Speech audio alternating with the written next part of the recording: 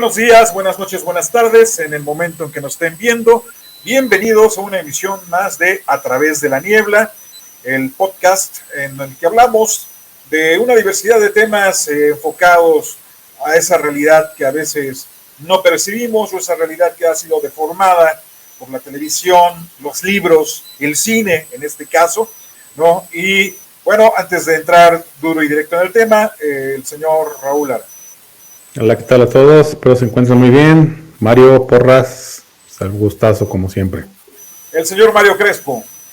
¿Qué tal? Buenas noches, Raúl, José Luis, a todos nuestros radioescuchas, muchas gracias por sintonizarnos, ya no se dice así, ¿verdad? Pero bueno. Pues por tener la gana por darle play. Exacto. Gracias, y aquí estamos en uno nuevo, este va a estar divertido. Sí, va a estar divertido porque el personaje del que vamos a hablar y sus escritos son sumamente interesantes. Pues simpáticos, digo, hay que reconocerle al señor que ha tenido la astucia, la habilidad para crear unas verdaderas sagas, ¿no? Usar mucho esta curiosidad, este morbo, estas ganas de... esta necesidad que tenemos los seres humanos, ¿no? De saber o creer que hay algo más allá, que hay algo escondido, que las cosas no son como están, como las vemos a simple vista, ¿no? Que nos fomenta mucho esta cuestión de la conspiranoia. Los acabas de describir, a ti y a Raúl. O sea, literalmente. Bueno, güey, pero por lo menos nosotros no estamos diciendo que ya descubrimos el agua tibia, güey, o el hilo negro de las cosas, ¿no? No, pero a ver, es que yo creo que el mérito de Dan Brown es que utilizó la misma fórmula que 100 años antes utilizó, ay, güey, se me fue el de Sherlock Holmes. Exacto. En el sentido de que, primero que nada, crea un personaje carismático, ¿sale? Porque, bueno, yo no he leído todas las novelas de Dan Brown. Yo te puedo decir que a mí me gusta, pero porque me muero de la risa. Porque sé que es ficción. El problema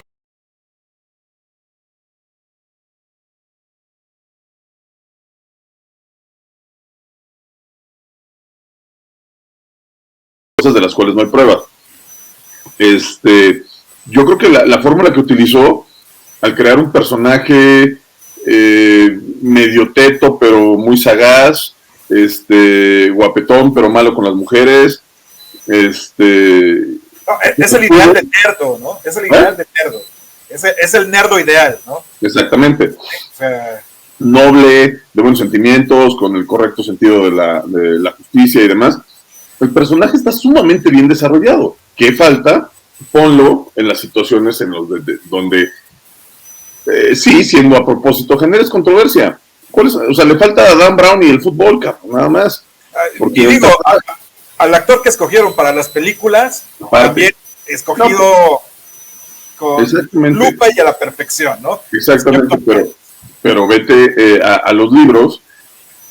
Y obviamente si hablas de la religión y secretos oscuros y el Vaticano, güey, pues vas a generar controversia, porque igual el otro que se llama el símbolo secreto, el símbolo perdido, habla de los masones, claro. ¿vale? Y los masones es una gran logia, es una gran secta, que a ellos mismos les encanta darles de tragar a todos los conspiranoicos, ¿no? O sea, de alimentar todas las paranoias que se viven alrededor de ellos. Los Bones and Skull de Yale, de la Universidad de Yale, esta fraternidad también, de donde han salido varios presidentes de Estados Unidos, también están basados en lo mismo. Se dedican a echar desmadre, lo mismo que los masones. Los masones estudian cultura, estudian cosas no tan comunes si quieres, pero les das de tragar, les sueltas 2-3 huesos con los Illuminatis, ¿no? Entonces, Dan Brown replica y usa todas estas fórmulas. Pues, eso es lo que tenemos que explicar, ¿no? Dan Brown tiene el arte, como bien dices, de tomar todos los mitos de la era moderna, acomodarlos de una manera novelesca muy buena, ¿no?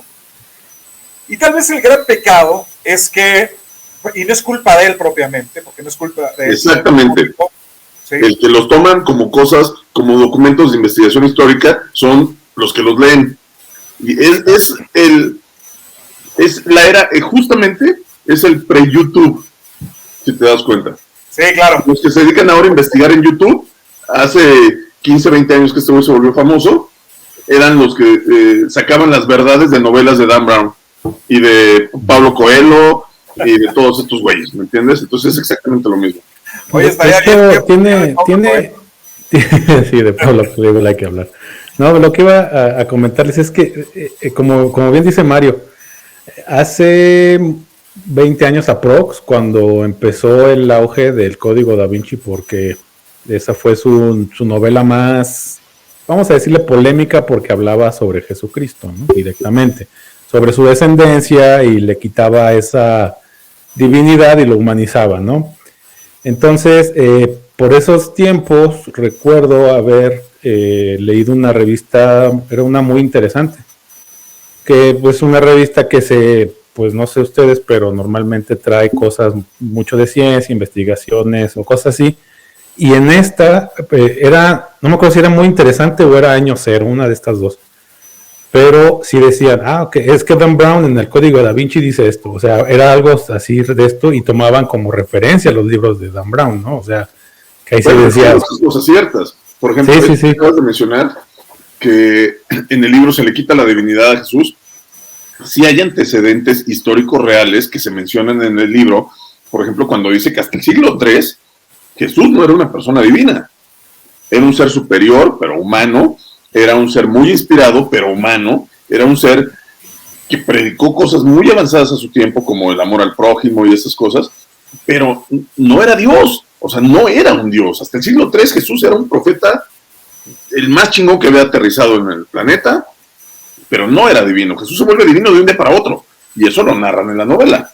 Que para nuestros escuchas, los invitamos a este comentario que hizo el señor Mario Crespo, lo pueden profundizar en el programa, en el capítulo sobre los cristianismos derrotados, donde ahí profundizamos en este tema. Pero es cierto, a mí lo que me parece a veces un poco riesgoso, decía un escritor que la mayor forma de manipulación y la más peligrosa es cuando te manipulan con la verdad, cuando dices verdades a medias, ¿no?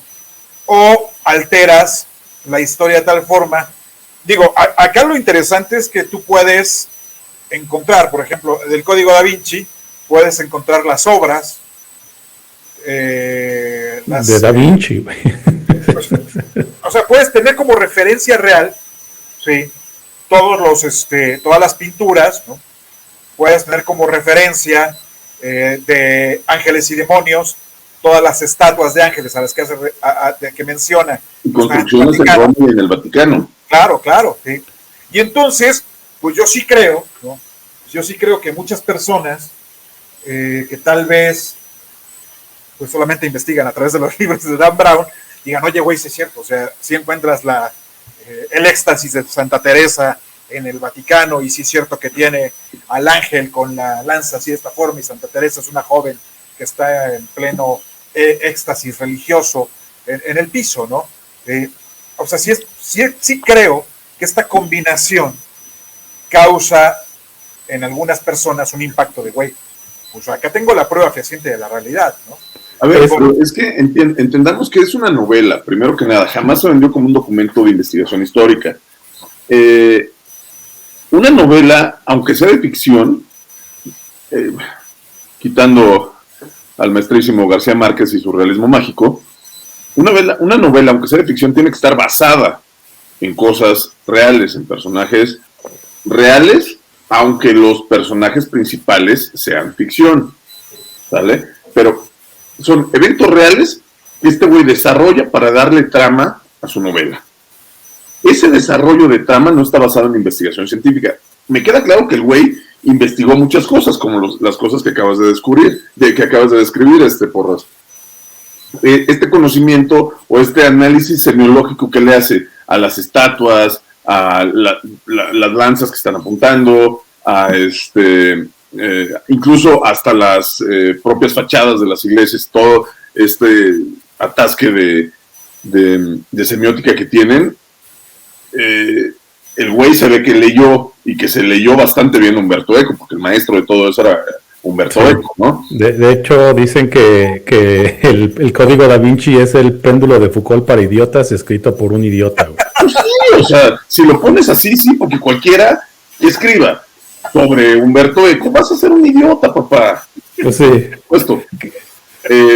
Pero vamos, tiene el mérito de que se ve que leyó y entendió a Humberto Eco. Y eso ya cualquiera, perdón.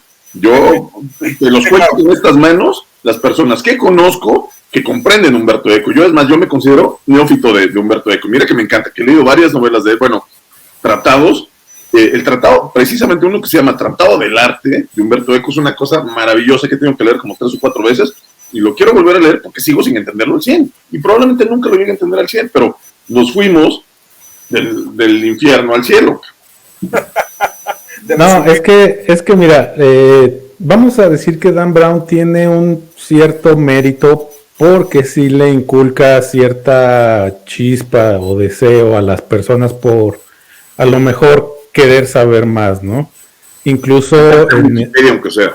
Sí, o sea, es que estos libros salieron, como bien dices, cuando el internet es de hace 20 años, jodido, ¿no? El código da Vinci. Según yo es 2002, 2003, porque la película creo que es del 5 o del 6. Sí, entonces ahí lo que tienen es que en esos momentos, aunque ya existía el internet, todavía no estaba el boom del YouTube, o no estaba tan al alcance, ¿no? Todavía en ese entonces estaba el dial-up, que era pues, por teléfono y súper lento, ¿no? En tu computadora no estaba el acceso al teléfono. Sí, exacto. Y era cuando estaban de auge los cafés internet, ¿no? Que era la manera en la cual las personas podían tener acceso a esta información, pero no todo el mundo se iba a investigar, ¿no? Actualmente ya la información está hasta, como bien dices tú, en el teléfono y ya hay miles de bibliotecas digitalizadas, te puedes bajar de manera legal o ilegal lo que quieras, o sea, ya ahorita realmente es ignorante el que quiere, ¿no? Entonces, en esos momentos, todo lo que soltó Dan Brown, por lo menos a mí sí me ayudó como que a querer saber un poco más, ¿no? O sea, sí veía esta parte, pero ya después de leer 2, 3 novelas, como que sí decías, güey, o sea, este güey, su plantilla es la misma que... Yo no aguanté más que 3, o sea... Sí, no, o sea... Televisa nos repitió la misma fórmula durante 60 años, cabrón. Es que, o sea, la plantilla de este güey es el protagonista, que no es galán, pero lo va a justificar siendo muy inteligente. Luego está la coprotagonista, que aparte de ser súper inteligente, está súper chida la morra. Luego tenemos al amigo incondicional, el que está con ellos todo el tiempo, que a fin de cuentas es el que hizo todo el desmadre. Y luego está el asesino a sueldo, que va a tener algún tipo de discapacidad o algún distintivo físico. Por ejemplo, ven que en el código da Vinci era un albino, ¿no? No, en la de... Ajá, sí. Era un albino, güey. En la de la fortaleza digital era un sordomudo. En la de Ángeles y Demonios era también un asesino, pero no recuerdo este güey cómo era. ¿Quién ayuda? Ese güey, acuérdate que tenía toda la cara marcada, el de Ángeles y Demonios, que tenía así como que un chingo de cicatrices en la cara. El del símbolo perdido estaba todo tatuado el güey. No, ya no llegué hasta ahí, güey, la verdad. Bueno. Ya. Pero es lo que te digo, repito, una de las muchas fórmulas que se han hecho en la literatura. Sherlock Holmes era lo mismo. No era un güey muy galán, pero era muy astuto, pensaba mucho, fumaba pipa, jugaba ajedrez. Y tenía su incondicional. Pero Sherlock Holmes rompe totalmente con los esquemas de lo que es el héroe. Hay que recordar que Sherlock Holmes es un adicto. Sí, bueno, pero estás hablando también de otras épocas. Sí, claro, sí, pero incluso para esa época, Sherlock Holmes es un adicto. Tú estás diciendo que era adicto ahorita. Acuérdate que los doctores recetaban, en esa época te restaban cocaína. No, pero él era adicto realmente a fumar, a perseguir al dragón, ¿no? Por eso, pero vuelvo a lo mismo, en esa época no se consideraba adicción. En esa época los doctores te recomendaban incluso fumar para abrir tu diafragma y, o sea, no mames. O sea, ahorita tú lo estás viendo con los ojos de ahorita. Yo no sé cómo vayan a ver a este güey de Dan Brown en 100 años. ¿entiendes? Es lo mismo, o sea, tú estás diciendo que Sherlock Holmes es la antítesis del héroe porque era adicto, ¿ok? Pero en su momento no lo era. No la antítesis, pero funcionaba como un héroe distinto a los héroes románticos, ¿no? Sí, Que eran perfectos, ¿no? No, pero es que acuérdate que exactamente, romantizando al héroe, lo haces perfecto, pero fuera de la realidad. Sí, claro. Que a finales del siglo XIX fumaba un chingo y se metió a otras cosas, era perfectamente normal, cabrón. Era uno más. Fue también una de la parte de la fórmula que hizo que esas novelas tuvieran tanto éxito, porque la gente se identificaba con un cabrón. Este güey fuma y no mames, es atascado. Pues sí, yo también y todos mis compas igual. Es como la gente que lee las hizo y que no se identifican con el personaje, güey, del güey del barrio que es el todas mías, ¿no? El caso es que en la primera gran novela, el gran éxito, ¿no? Dan Brown retoma a dos personajes que son icónicos en la historia de la humanidad. Por un lado, a Leonardo da Vinci, ¿no? El hombre del Renacimiento, el artista más importante. Por excelencia. Sí, además, el hombre que representa la idea del Renacimiento, ¿no?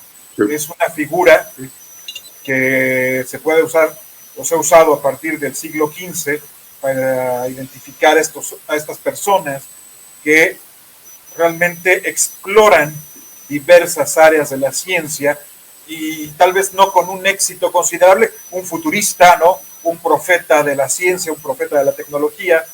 Realmente tiene grandes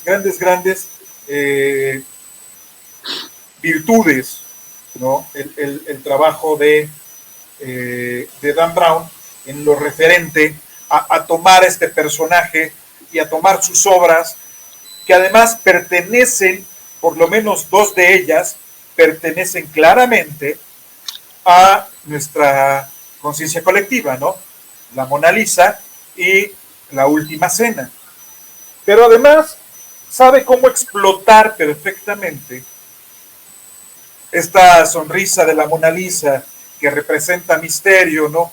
Que a través de la historia del arte ha desarrollado tantas teorías sobre si era un autorretrato de Leonardo, si era el amante de Leonardo, tantas teorías que se desarrollaron alrededor, y al mismo tiempo la famosa Última Cena, ¿no? Un cuadro que por sí mismo ha sido complicado. Leonardo practica una técnica pictórica distinta a lo que se acostumbra, como este hombre que experimenta, ¿no? Lo que hace que la pintura original que está en la pared de un monasterio esté en riesgo constante de perderse. Hay una copia en Francia que se ha dudado mucho de su autenticidad, de si Leonardo participó o no en esta copia. Últimos datos dicen que sí, pero sus obras en sí han sido polémicas, ¿no? Sus obras en sí han sido polémicas. Y por otro lado, toma una idea maravillosa que tiene siglos en el imaginario europeo, que es la idea del Santo Grial. ¿No? Mira, aquí realmente, o sea, sí, sonó muy bonito todo lo que dijiste, pero el Código Da Vinci lo que trata, güey, es que Jesús tuvo sexo. Y es para alarmar a todo mundo, güey, con eso, ¿no? Y ya le metes a Da Vinci y básicamente es lo que dices tú, ¿no? Ahí se va buscando el Santo Grial, pero a fin de cuentas es eso, güey, que Jesús y María Magdalena tuvieron sexo. Y es lo único, güey. O sea, de ahí sale toda su historia y es acá, si no han visto la película o no han leído el libro, discúlpenme por el spoiler, pero la chava esta que lo acompaña se supone que es descendiente de Jesucristo, ¿no? Por eso es que ayuda al drogadicto y le dice, ya no te drogues, y el drogadicto se va, o sea, porque tiene la... Será el milagro, ¿no? Será la Sí, o sea, pero... Sí, o sea, así como tal, ¿no? O sea, el crecimiento espiritual es por sangre como la realeza, güey, y no porque tú lo puedas trabajar y puedas llegar a eso. Ese es el problema. Que finalmente lo que hace es preservar una de las visiones, de las corrientes sobre el poder de la realeza, ¿no? No solamente el derecho divino, sino este derecho divino que se hereda a través de la herencia, que se hereda a través de la sangre, ¿no? Sí. Entonces, resulta, ¿no? Resulta paradójico, como tú dices, en la obra, ¿no? Resulta paradójico que la chica empiece a realizar milagros por tipo AB negativo, ¿no? Y entonces el AB negativo puede hacer milagros. Sí. A ver, también ya están empezando a sacar contexto la novela. Es que es eso, güey. Así está presentado. Vuelvo a lo mismo. Les olvida que es una fucking novela.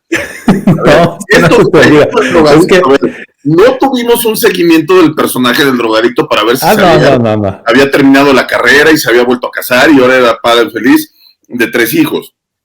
¿Sale? O sea, no se te olvide que llega la fulana esta y le enseña una placa de policía. También el drogadicto no se va a poner pendejo.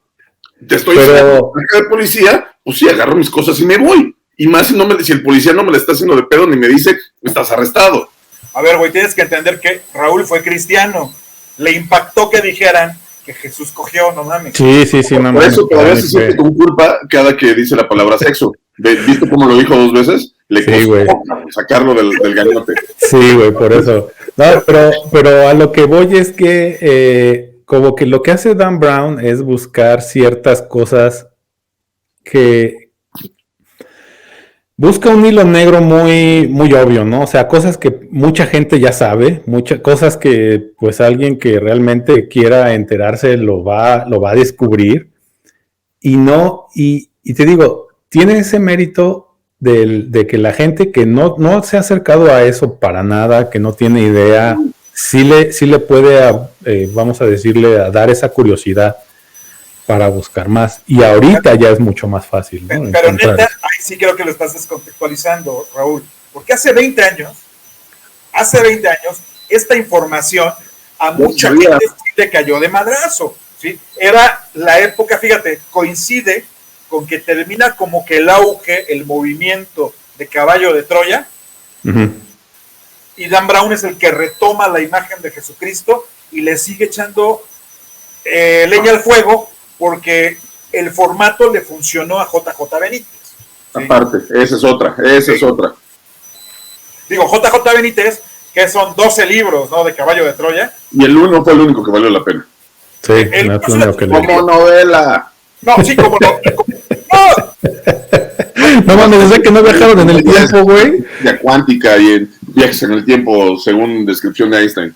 No, hay que, por ejemplo, lo que hace, para mí lo que hace JJ Benítez en Caballo de Troya merece mucho más admiración a lo que hace Dan Brown. Es diferente. Los pinches rollos tecnológicos que se revientan en Caballo de Troya son buenísimos. Ocupa, sí, güey, no manches.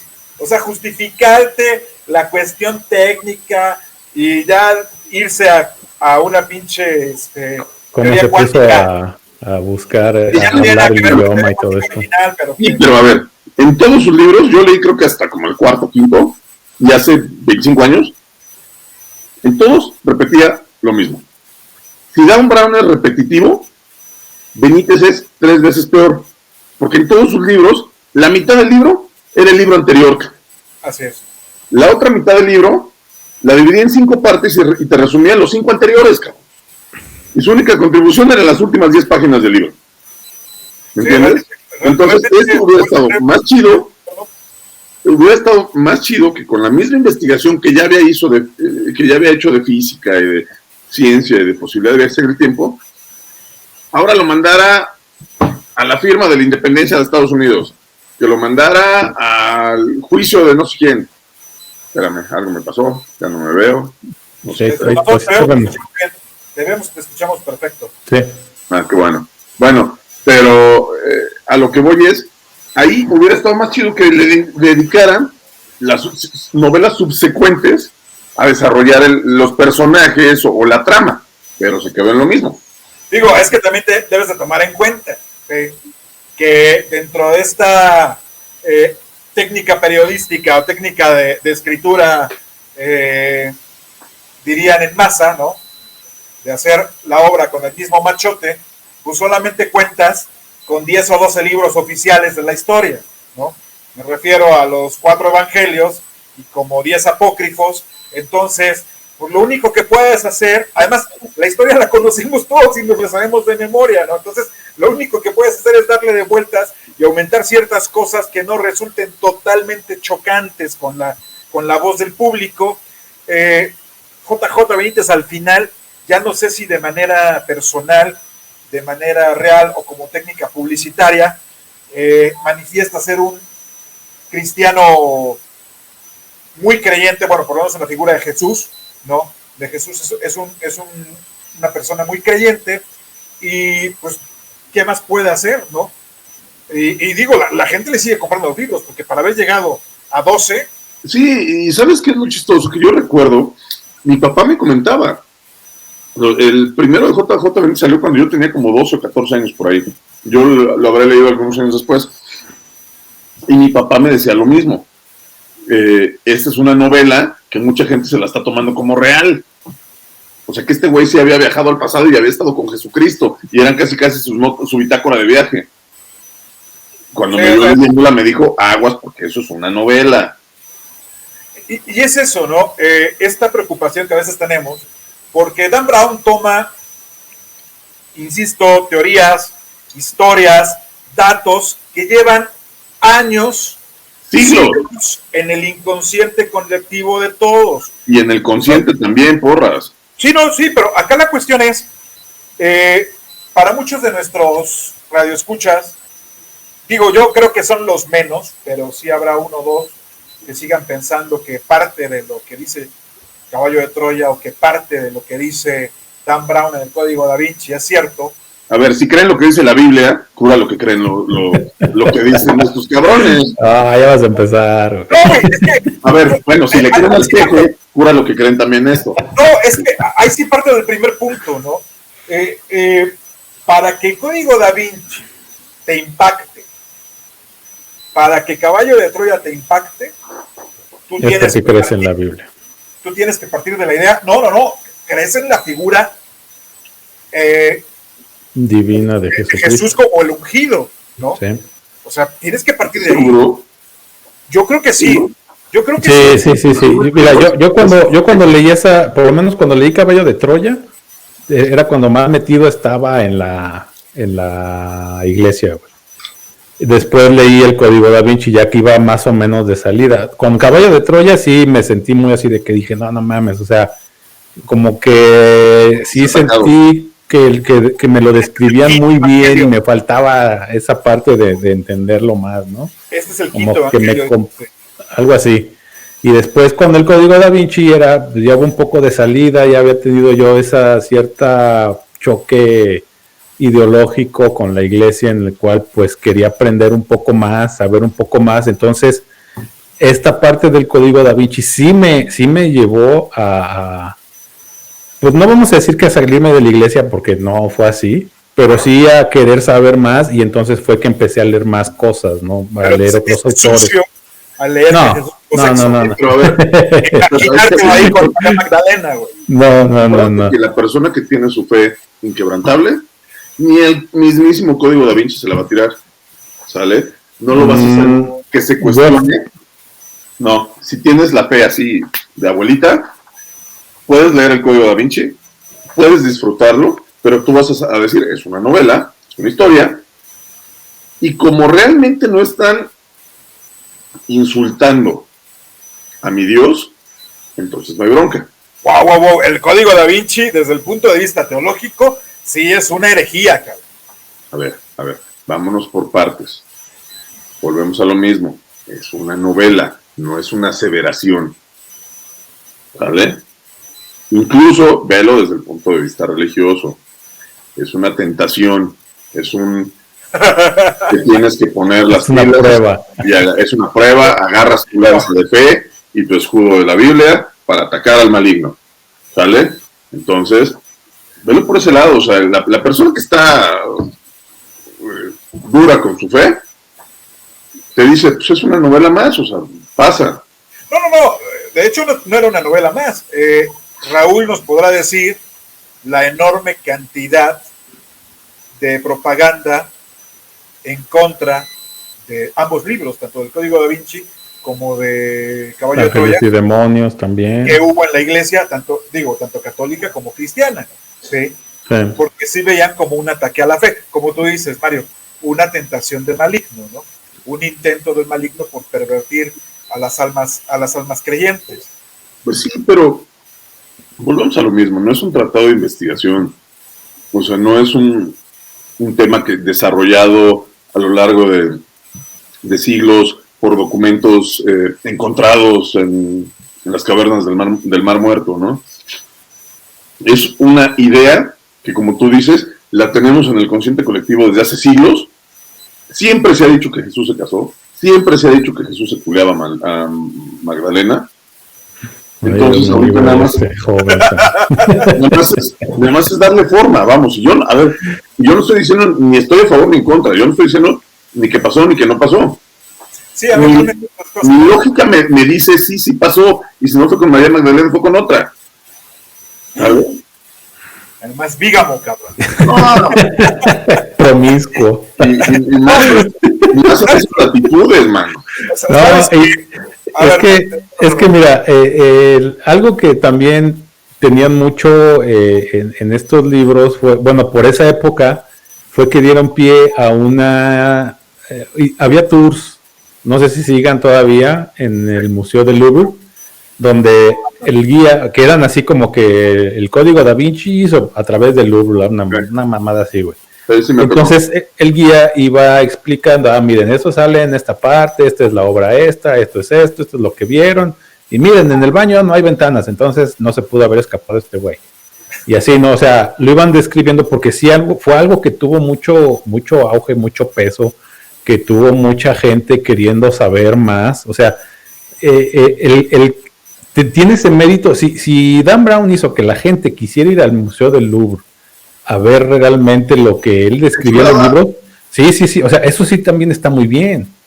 Eso es a lo que voy, o sea, da mucha información, a lo mejor muy rebuscada, a lo mejor queriendo ponerla así como que, no mames, le voy a soltar el último secreto del mundo, los masones son una sociedad secreta y todo así de, la verga, pues no, o sea, son cosas, como dice Porras, que ya todo el mundo conoce, pero a lo mejor no tenían el interés de investigar o de saber más. ¿Por qué? Porque no estaba novelizado. Exacto. Pero digo, además, haciendo un cambio tantito, desde el punto de vista teológico, desde el punto de vista del desarrollo personal, del desarrollo humano, la propuesta filosófica es triste. La propuesta filosófica es triste porque Dan Brown nos dice, como dejamos entrever en un comentario hace un momento, que el desarrollo espiritual no se logra a través del esfuerzo, del trabajo y del aprendizaje, sino a través de la herencia, ¿no? No, ya lo sacaste de contexto. No, porque bajar la imagen de esta chica, Claire, ¿no? Creo que se llama la de Código da Vinci, ¿no? Convertida en la descendiente de Jesucristo, las escenas finales nos plantean que el priorato de Sion, ¿sí?, la ha estado cuidando y protegiendo porque de ella depende una nueva era espiritual. No, señor, así no lo dicen. Lo defienden, la defienden para demostrar que el mito de la iglesia, más bien que la iglesia es un mito, la cuidan para preservar la cadena de ADN en la sangre de esta fulana. Eso es todo. En ningún momento se dice que una vez que se revele, la humanidad va a evolucionar. Pues a lo mejor evoluciona, porque quedarnos sin religión, sin iglesia. Lo que pasa es que acá, Mario, tal vez yo estoy basado, ¿no?, en la función del priorato de Sion, organización, ¿sí?, que se dedicó a proteger, ¿no?, y a difundir precisamente esta creencia para establecer una línea de reyes, la línea Plantar o la línea Plantagenet, ¿no?, como descendientes de Cristo y como posibles fundadores de una nueva dinastía tipo Camelot, ¿no?, un reino perfecto, un reino... Pero de la tierra. No, sí, pero a lo que voy es esta cuestión tan delicada, ¿no? Es que los Plantagenet y los Plantard, ¿no? Basan su calidad de reyes, basan su sí, pues este destino divino para dirigir a la humanidad en ser descendientes de Jesús de Nazaret. Sí, pero ¿qué pasó? A ver, ahí te va lo mismo. Se supone que los reyes de Inglaterra actuales son descendientes de Arturo, ¿no? No. ¿No? No. Por supuesto que no. Pero, es que aquí la bronca con... ¿Cuántas líneas de reyes se rompieron? ¿De qué forma? A punta de espada. Esto es uno que suponte que se quisiera implantar, o como decía la novela, la NOVLA con mayúsculas, novela. Luces de neón. Luces de neón flasheando, novela. Así, novela.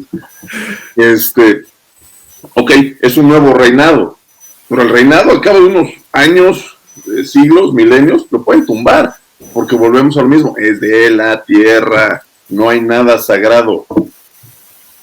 Es que mira, aquí lo que sucede es que al decirle a la gente, esta es la descendiente de Jesús, vamos a decir que realmente existiera esta persona, vamos a darle el beneficio de la duda a Dan Brown y realmente descubrió este gran secreto que es que Jesucristo sí tuvo descendencia y es... Pero ¿cómo existen fue dos personas Raúl? Teniendo sexo. El caso es que es eso, güey. O sea, va a haber mucha gente que va a tener el shock de decir, no mames, o sea, ¿cómo a Maradona en Dios, no mames? No, pero lo que voy es que mucha gente va a decir, no mames, está muy cabrón esto y no lo creo, no lo va a aceptar, pero va a haber otros muchos que sí lo van a aceptar y sí podrían divinizar y podría tener demasiado poder. No vayamos tan lejos, güey. ¿Cuántos pinches objetos la Iglesia Católica tiene que pertenecieron a un santo y se le atribuyen dones milagrosos? O sea, esto es a lo que voy, Mario, es la preocupación, ¿sí? Esta es la preocupación porque el planteamiento me parece especialmente perverso, por eso decía, desde el punto de vista teológico, desde el punto de vista del desarrollo humano, sí me parece especialmente perverso, porque tal vez a ti y a mí, que nos digan, oye, este güey es tataranieto de Jesús de Nazaret, digo, pues sí, pero no es Jesús de Nazaret, ¿no? Partiendo en mi caso de que no creo que sea el Mesías, ¿no? Pero bueno, aún así, es el nieto, ¿no? No significa que tenga las características divinas que tuvo Jesús. Sin embargo, ¿cuánta gente que se va a rezar a la Virgen de Guadalupe, cuyo programa también ya hicimos, que pueden revisar en YouTube, ¿no? Va a decir, güey, es el descendiente de Jesús, ¿sí? Aunque haya sido haya sido procreado en el pecado del sexo, como diría Raúl, ¿no? Pero pues es santo, ¿no? Es santo, como si esta santidad se tradujera a través de la sangre, ¿no? O de la herencia, que es un concepto de la Edad Media, ¿no? Del derecho divino, de los reyes. Como los hijos de Anakin Skywalker, que sí estaban muy chidos en la fuerza, güey. Star Wars no te metas, cabrón. No, es que, o sea, es parte de, ¿no? Es parte de la misma creencia. El evangelio se pero fíjate, lo curioso, lo que dices tú de esto de que si es nieto o es descendiente, en la iglesia cristiana todo el mundo sabe que los hijos del pastor son los peorcitos que te puedes encontrar en la iglesia. Sí. De hecho, hasta dice, hijo de pastor es hijo de lo peor, güey. O sea, y porque sí es cierto. O sea, oye, me ha tocado ver 2, 3 que sí dices, ay. Sigue poniendo el ejemplo de los hijos del profeta Elí, ¿no? De tu hermano. Que los hijos del profeta Elí le salieron un desmadre y que no hizo nada por corregirlos, porque su obligación estaba con la iglesia, ¿no? Que es como que la imagen del buen pastor, que sigo sin entender esa pendejada. Pero bueno, Sí, ¿no? El pastor se debe dedicar a su iglesia, aunque sus hijos sean un desmadre, a él no le tiene que importar porque su obligación es con Dios. Pues sí, no. Entonces, pero la bronca es que al tener a esta divinidad como Jesucristo, los hijos no los vas a ver así como que, es que pudieron haber sido un desmadre, sino como bien dices tú, sí los van a ver como algo muy, muy, muy divino, ¿no? Como algo que bien dices que es por la herencia por sangre, que es lo que los va a seguir haciendo chidos y van a hacer ciertos milagros y van a lograr ciertas cosas, que en la novela sí lo pone. Por ejemplo, el Langdon tenía pedos de claustrofobia. Sí, hay como la chava ves que algo le dice acá y lo calma, ¿no? O sea, como sí, que casi dos cosas que hace ella que son milagros simulados, güey. Son milagros simulados. Entonces, y posterior a esto, lo curioso es que después en las novelas ya no hay un seguimiento de qué pasó con la chava, ya el Langdon. Sí, desapareció, que ha sido súper interesante saber cuándo llega el reino de los cielos a través del útero de esta chica.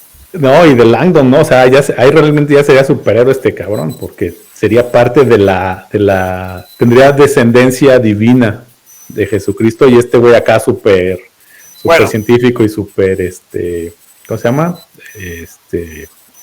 Brincamos, si les parece bien, a Ángeles y Demonios, donde lo que explota de manera, y a mí me pareció genial, fue el final.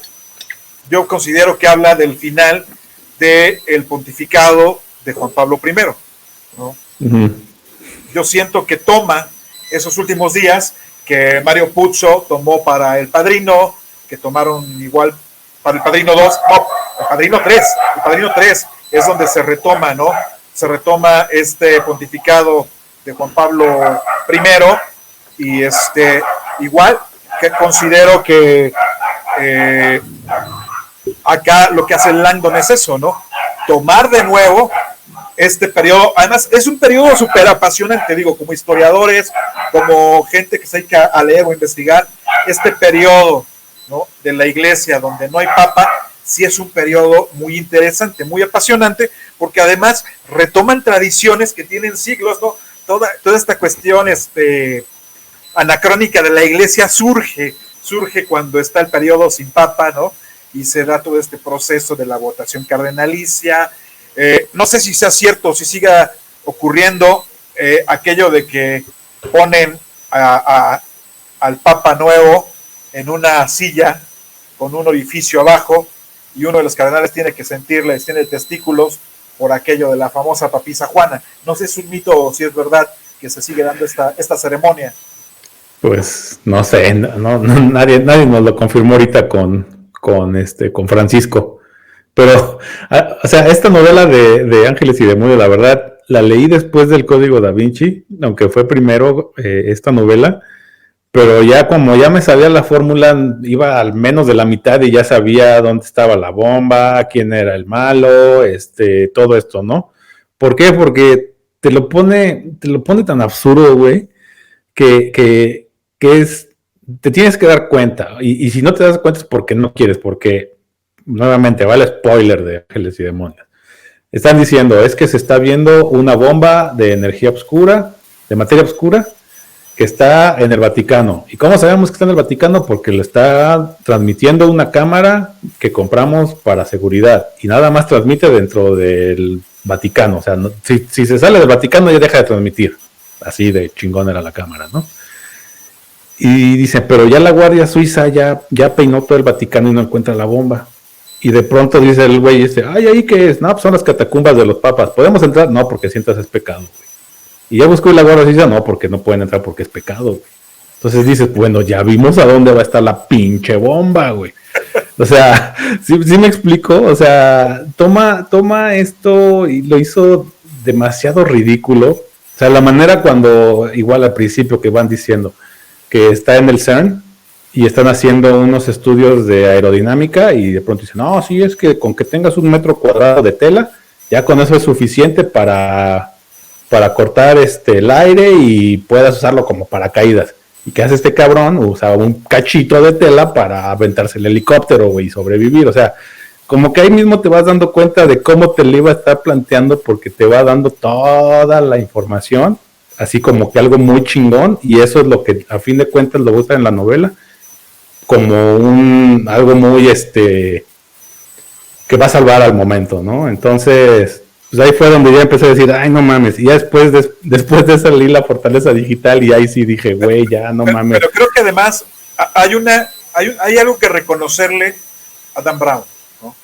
Dan Brown es el creador de un personaje que fusiona perfectamente bien a Indiana Jones Millennial, ¿no? Es el Indiana Jones ¿Indiana Jones y quién? Millennial. Ah, yo estoy Lenin, dije. No, es Indiana Jones Millennial, ¿no? Funciona perfectamente bien esta actitud investigadora, atrevida, heroica de Harrison Ford con la tetez de Tom Hanks. O sea, sí, sin duda, ¿no? Sin duda se fusionaron muy bien, ¿no? Y finalmente, los temas de los que hablas son parte del morbo, ¿no? La masonería. No he leído El símbolo perdido, no, de verdad, como dice Raúl, después de leer 3 novelas. No, güey, del símbolo perdido, hay una parte donde según se ahoga este cabrón, pero no se ahoga, güey. Y te lo justifica con la película hay esta película que es así de Misterio en lo Profundo, que ves que se ponen un traje y lo llenan como de un gel. Entonces ese gel es en el que estaba realmente. ¿Sinovial o cómo se llama? Ajá, líquido sinovial. Ajá, el líquido sinovial es algo parecido al líquido sinovial. Entonces, ajá, algo así. Que pueden respirar y... Ajá, sí. Entonces, básicamente es eso, ¿no? Que, o sea, pero te lo pongo así como que, no mami, de pronto sintió que se ahogaba y la chica de... Nuevamente, perdón por el spoiler, pero no se están perdiendo de nada, güey. Pero digo, la cuestión es que la propia masonería ha fomentado una gran cantidad de historias y mitos a su alrededor, ¿no? Ajá. Sí. Incluso la película esta del infierno la comencé a ver y ya no la pude seguir, pero lo curioso es que está tratando, o hablaba, ¿no? Más o menos de una pandemia, creo. Sí. Si mal no me acuerdo, se supone que hay un virus, pero ajá, realmente lo que termina es por incendiar una parte de Venecia, ¿no? Sí, pero básicamente es esto, ¿no? Que también vamos a decir, pues ya vimos lo que pasa con los virus, ¿no? Que se basa en la Divina Comedia, ¿no? Ajá, sí, porque de hecho todo el tiempo andaba buscando o lo que encontraba, que él tenía visiones y veía el retrato del infierno de Dante, ¿no? Y bueno, mira, Inferno, como se le llamó en inglés, vale la pena por Felicity. Sí. Es lo que tienen todas las estas de Dan Brown, ¿no? Todas las chavas con las que están acá súper chidísimas, ¿no? Es la mujer que todo el mundo quisiera tener una aventura, y este güey se la ponen, como bien dices tú, es un güey acá hiperteto, pero muy inteligente, y todavía le ponen una chava acá que le hace caso, ¿no? Es como para proyectarse de varios compas que conozco, güey. ¿Verdad, porras? Bueno, conclusiones, por favor. Mi única conclusión es que es una novela. Sí. O sea, si quieren sacar información verídica de esas novelas, váyanse a la bibliografía y chútensela de veras, a ver si son tan machitos. Yo creo que lo maravilloso de estas novelas te permite conocer muchísimo de arte, ¿sí? Por lo menos las 3 que yo he leído te permiten admirar, ver con otros ojos a veces las obras de arte, ¿no? Para mí fue muy impactante, por ejemplo, esta interpretación que hace Dan Brown de El éxtasis de Santa Teresa, porque sí, pues propiamente Santa Teresa no está teniendo un éxtasis místico, ¿no? Está teniendo un orgasmo ahí en pleno piso, porque Santa Teresa no te parece una viejita, es una mujer joven, curvilínea, atractiva, y sí, es cierto, es muy fálico el asunto del ángel con la lanza, ¿no? Sí, bueno, entonces, es una lanza, una flecha, pero sí. Sí, creo que es una lanza. Entonces sí resulta interesante ver con otros ojos las obras de arte, ¿no?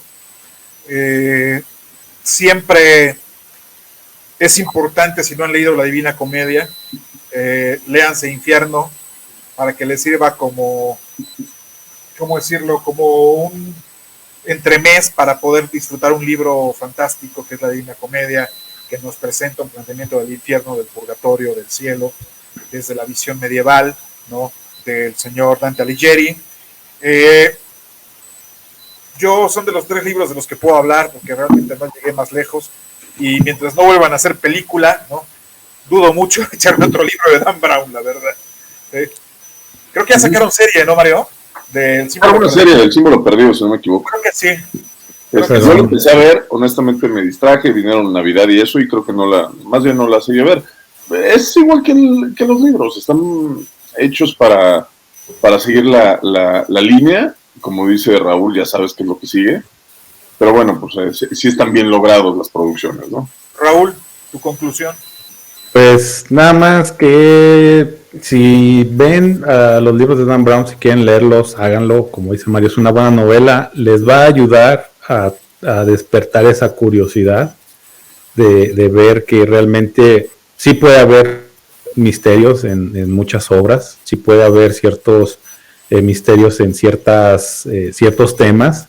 Eso sí es verdad, sí existen, sí hay una parte velada, por así decirles, pero tampoco tomen esto a Dan Brown como el referente que les va a abrir los ojos y que les va a dar toda la información que necesitan para poder tener ese crecimiento ya no intelectual, sino interno, ¿no? Entonces, ni tampoco se fijen mucho en Paulo Coelho ni en El Secreto, que igual hay que hablar de eso.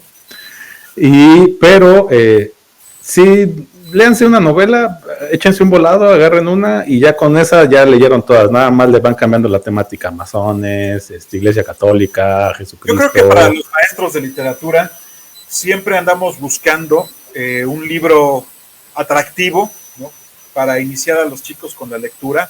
Yo creo que las novelas de Dan Brown son una buena forma de iniciarse en la lectura porque tocan muchos aspectos de la cultura universal, pero como maestros sí es bien importante que resalten algo que Mario nos ha resaltado muchas veces a través de este programa. Son novela, son ficción, son una historia con muchas consideraciones, permisos, atrevimientos literarios para que resulte atractiva, para que puedas creer las cosas, y así como en el cine no crees que un cabrón que se avienta de un piso 20 sobreviva, ¿no?, en la película sí lo hace, en la vida real no, ¿sí?